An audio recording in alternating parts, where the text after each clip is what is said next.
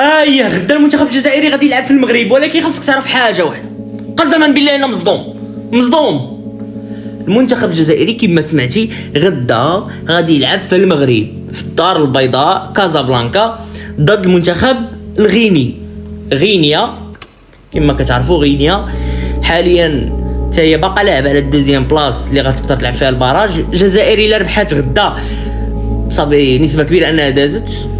علاش الجزائر لعبوا في المغرب؟ حيت بحال كتقول غينيا لاعبه في بلادها هي المغرب، حيت غينيا عندهم مشاكل في بلادهم، دونك كيجيو مرحبا بهم في بلدهم الثاني، كيجيو يلعبوا هنا في المغرب. راه شوف حنا الرجوله صاحبي، راه مع الصومال شحال من بلد عنده مشكل في بلاده ما كيقدرش يلعب في التيران ديالهم في بلادهم، كيجيو المغرب كيلعبوا مرحبا بهم. شحال من منتخب كيلعب عندنا مرحبا به. جوبونس تا لي سوطو ولا ما عرفتش، المهم بزاف ديال المنتخبات عندهم هذا المشكل، حنا مرحبا بكم كيجيو يلعبوا. داكشي علاش بحال الجزائر لعبه الاكستيريور خارجه عند المنتخب ديال غينيا. غدا ماتش امبورطون ديال غينيا، الا ربحات الجزائر غيولي داخل الشك، واخا هما عندهم فارق الاهداف دونك منفسين شويه، ولكن غينيا ماتش مهم غدا الا ربحوا غيترونساو باش يقدروا يدبروا على بلاصه دوزيام بلاص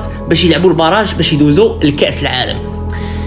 مرحبا بكم، لا الجزائر لا غينيا غدا ان شاء الله الماتش.